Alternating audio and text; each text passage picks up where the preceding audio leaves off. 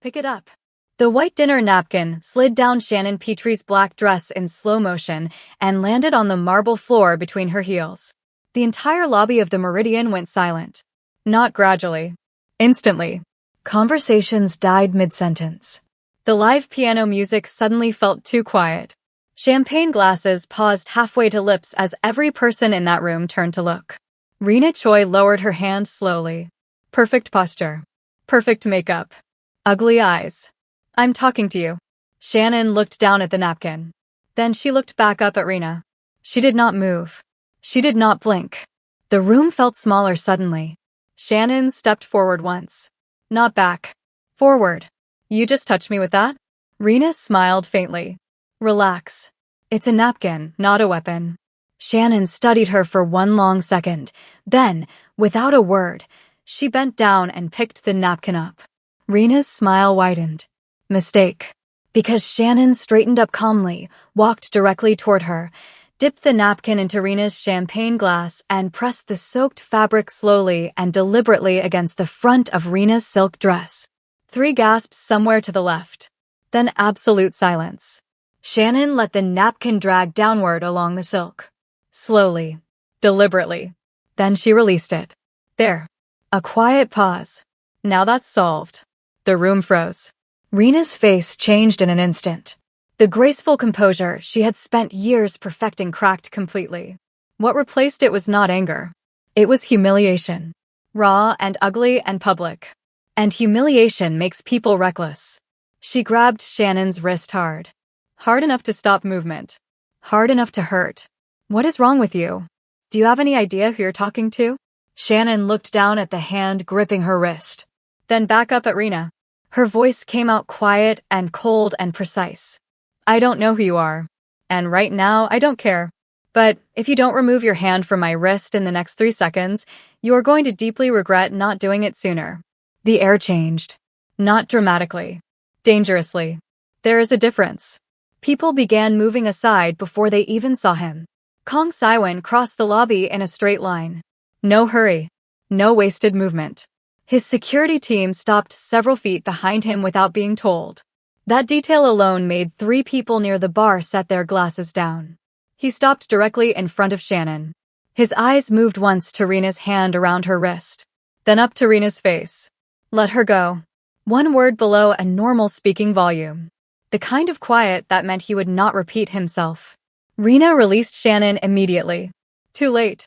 Everyone in that lobby had already seen it. The fear. The instant compliance. The way Rena's entire body had responded to him like a command had been issued to her nervous system directly. Saiwan's gaze dropped briefly to Shannon's wrist. Faint pressure marks already forming where Rena's fingers had been. Something shifted in his expression. Not visible to most people. But it was there. He looked at Rena. You put your hands on someone under my protection. Not loud. Not theatrical. Much worse than either. Rena swallowed. Her mouth opened. Saiwan, she humiliated me in front of everyone. She poured champagne on my dress. No, a quiet pause. You humiliated yourself. Dead silence. Then he bent down, picked up the soaked napkin from the floor himself, walked unhurried to the nearest table, and placed it carefully, precisely, onto Rena's dinner plate. Keep your mess. And for the first time since walking into the Meridian, Rena Choi looked genuinely afraid. And trust me, that's only the beginning of what this night will uncover. So if you're new here, welcome. Stay with me, because what happens next changes everything. Now let's go back 2 months earlier, when none of this had started. The silence that followed was nuclear. Nobody moved. Nobody spoke. Rena stood completely still while champagne continued to drip slowly down the front of her dress, and not one single person in that lobby moved toward her. Not one. Then Saiwan's attention shifted entirely. His voice changed. Softer now. Something that was almost human. Are you all right? Shannon met his gaze. I was handling it. A tiny pause. I know. Shannon exhaled once. She looked around the room slowly. Phones were already out. People recording, photographing, whispering behind raised hands. This was already everywhere. She could feel it. I'm leaving. Saiwan glanced once toward the hotel entrance.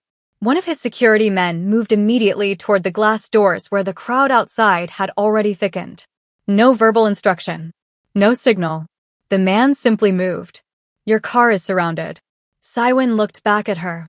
Paparazzi. Rena invited them before she found you. Shannon turned toward the glass entrance. Flashlights already strobing through the doors. Of course. The napkin, the scene, the timing. None of it had been spontaneous. This had been constructed.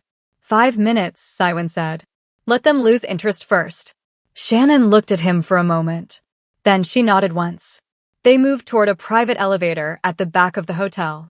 The room parted for them without a word spoken. Every eye followed. Nobody approached. Behind them, Rena remained standing alone. Inside the elevator, the silence was different.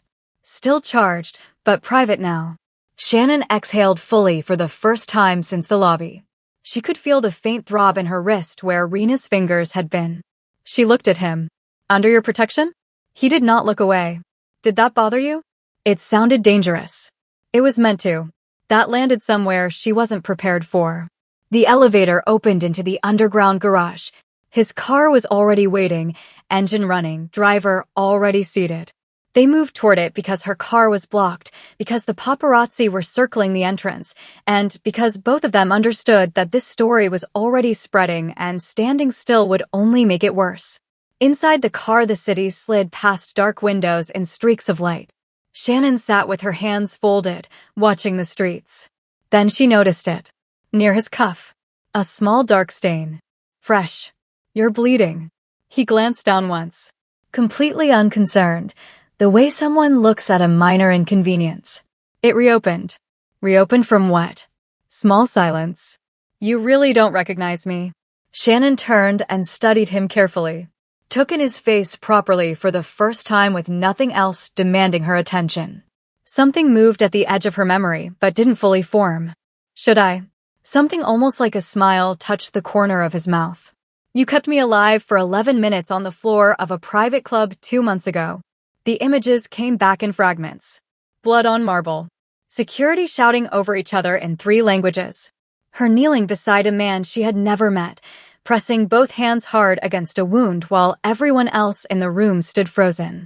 Her own voice, calm and absolutely certain. Stay awake. Look at me. Stay awake. She blinked. Back in the car. City lights. His wrist. Busan Club. Yes. You were unconscious when the surgeons took over. I know. You left before I came around. You were unconscious, she said again, completely matter of fact. It felt like a reasonable time to leave. For the first time, he laughed. Real laughter. Quiet and brief and entirely genuine. And Shannon noticed it immediately because it was the last thing she expected from him, and because genuinely dangerous men laughing like that is deeply, inconveniently disarming. She looked away first. In the weeks that followed, she learned things about him gradually, the way you learn anything that matters. Not all at once. In pieces. She learned that he had tried to thank her afterward. That he had sent a car she thanked the driver for and then ignored entirely. That he had sent flowers she had placed in the office kitchen without reading the card. That he had extended 2 dinner invitations she had declined without ceremony before finally, on the 3rd, accepting without explanation for why this one was different from the others. That was what had unsettled him. Not her beauty. Not her career. The complete absence of interest in impressing him. After their first dinner, he sent a luxury car to take her home. She thanked the driver warmly, then drove herself. His driver reported this back expecting a reaction. Instead, Saiwen had been quiet for a long moment. Then simply said, good. Because almost no one refused entry into his world gracefully. Most people lunged for it. She walked in like she was doing him a courtesy and could reverse the decision at any time. It quietly obsessed him. One evening they were walking after dinner through the older part of the city, past restaurants with steamed windows and vendors who did not look up, and he noticed that she constantly checked reflections in shop windows while they talked. Not nervously. Systematically. Like breathing. You always scan rooms like that? Shannon glanced at a window reflection, then back at him. I learned early that being the only black woman in expensive places requires advance warning. She said it the way someone states a fact about weather. Casual. Unremarkable to her. It hit him harder than she knew. Because she had learned that as survival. Had absorbed it so completely it had become reflex. And something in him went very still and very cold at the idea that she had ever needed to. 3 weeks later he said, simply, "Come with me for an hour," and told her nothing else. He took her to a small restaurant buried deep in the older neighborhood, the kind of street that did not appear on any lifestyle publication's map. No valet. No lighting designer. Warm and crowded and loud with the particular noise of people who actually know each other. When they walked inside, the owner, a small Korean woman in her 60s, grabbed Siwon's face immediately with both hands, scolded him for disappearing, told him he looked too thin, and turned to Shannon with open, immediate curiosity. Shannon was still processing the scolding when she looked past the woman's shoulder and understood. This was not a restaurant he had selected. This was where his family had eaten privately for years. His parents were already in the back room. No staging. No formal announcement. Just dinner. His mother watched Shannon the way attentive people watch things. Not her clothes. Not her composure. The small things. The way Shannon noticed that Siwon automatically poured tea for everyone else before himself. The way she registered his father's habit of listening completely before speaking. The way she paid attention to the texture of the room rather than performing for it. Midway through dinner his father looked at Shannon directly and asked, "Do you scare easily?" The table went briefly quiet. Shannon met his eyes. "No, but I do get angry." His father nodded once. Slowly. Like she had given the correct answer to the only question that mattered. His mother, without a word, slid extra food onto Shannon's plate. No announcement. No ceremony. Warmth without performance. Acceptance without a speech.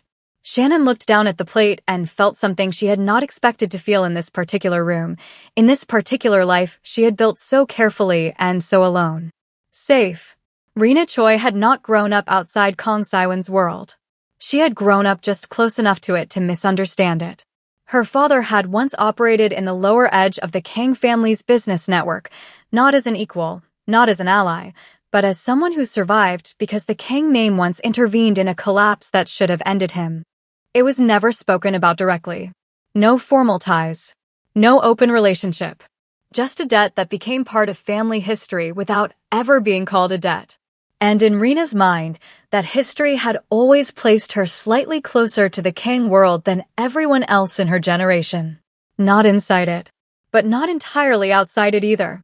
So when Kang Siwon became active again in the city's power circles, she didn't see him as unreachable. She saw him as someone returning to a structure she believed she already understood. And Shannon Petrie was never supposed to be part of that structure. Rena noticed the change before anyone told her anything. That was the thing about her.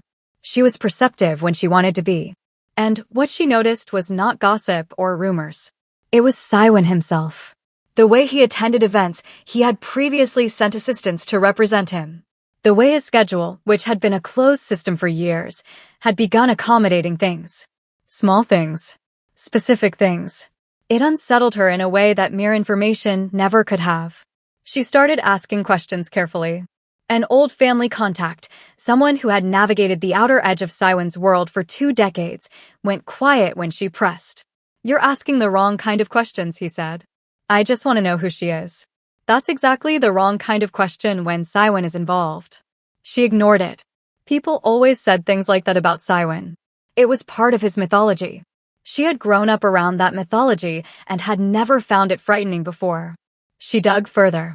What she found disturbed her not because of what Shannon had done, but because of what it revealed about what Siwon had done in response. He had rearranged things.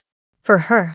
Kang Siwon, who rearranged nothing for anyone, had quietly restructured his own world around a woman his inner circle had begun, within weeks, to treat with the kind of careful respect that took most people years to earn.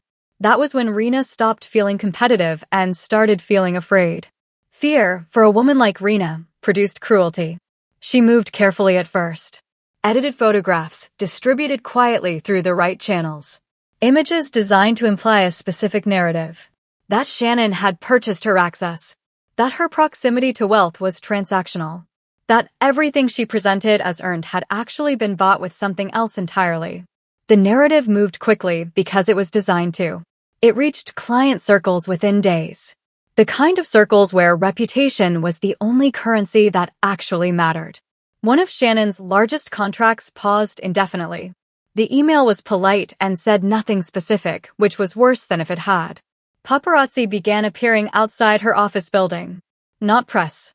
Hired eyes. Feeding something. Shannon understood what was happening.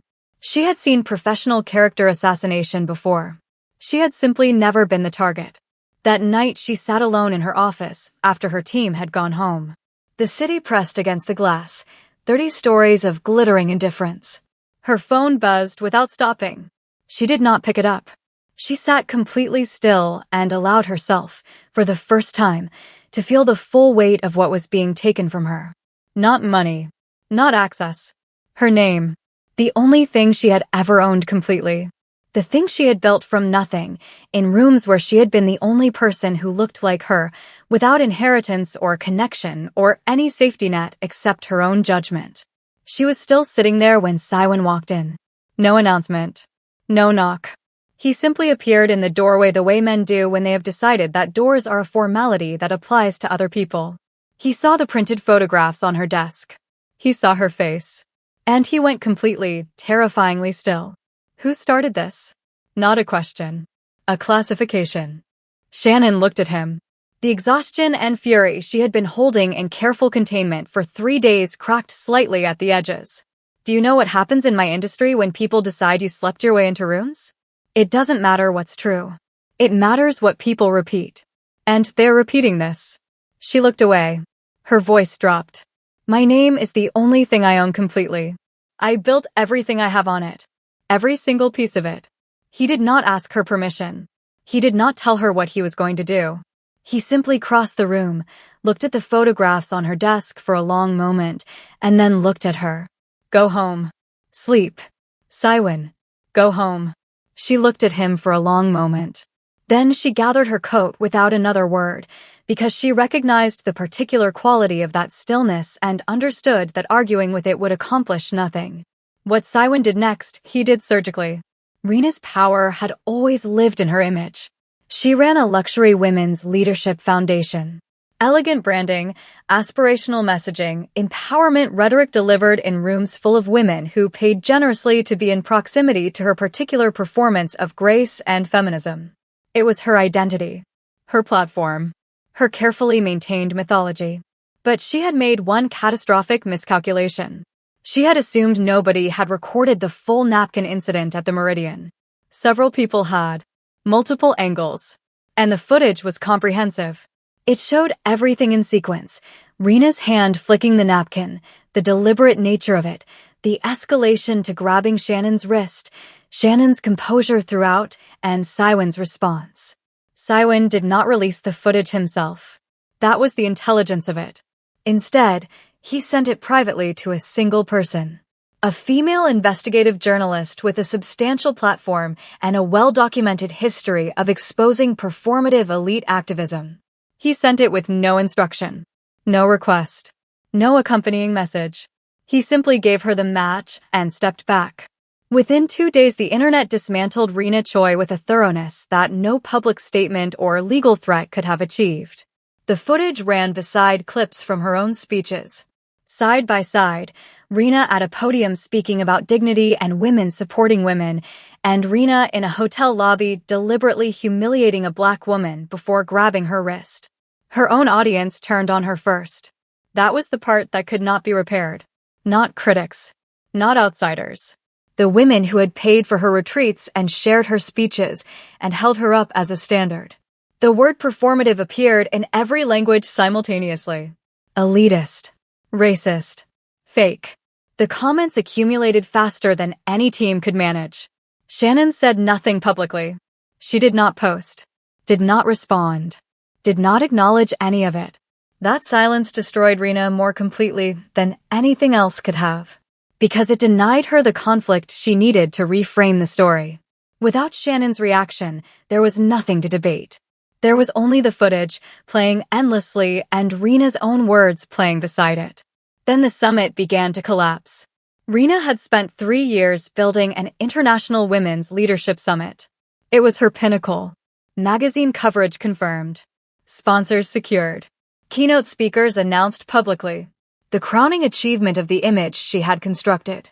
For days before launch, the first keynote speaker withdrew. A polite, brief email citing scheduling conflicts that had not existed the week before. Then the second. Then the third.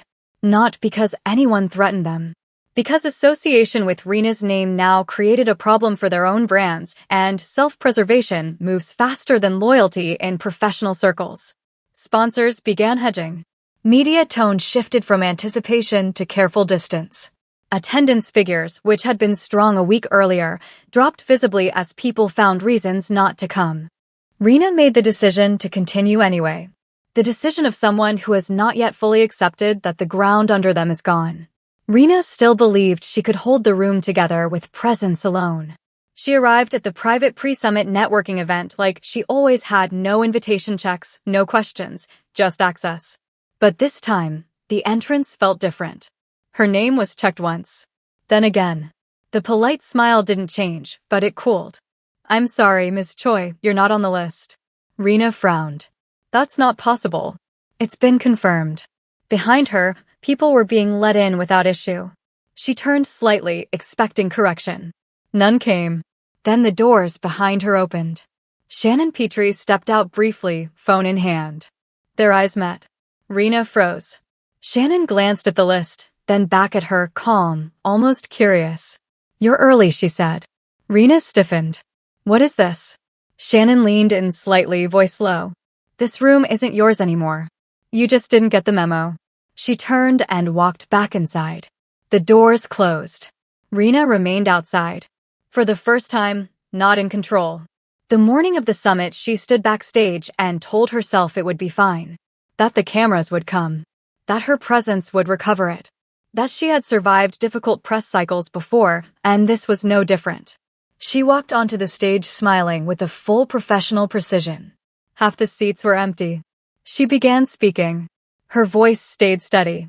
Her posture stayed perfect. She was very good at this. People left during her speech. Not in protest. Not as a statement. They checked their phones, gathered their things, and slipped out the sides with the quiet efficiency of people who had somewhere better to be. The indignity of it was in the absence of drama. Nobody thought her exit was worth a scene. Then, through a gap in the backstage curtain, she saw it. Down the corridor, in the building's east wing, a private financial panel was underway. A full room. Standing room overflow outside the doors. She could see, through the corridor opening, the shape of the speaker at the front. Shannon Petrie. Composed and precise, speaking to a room of people who were leaning forward.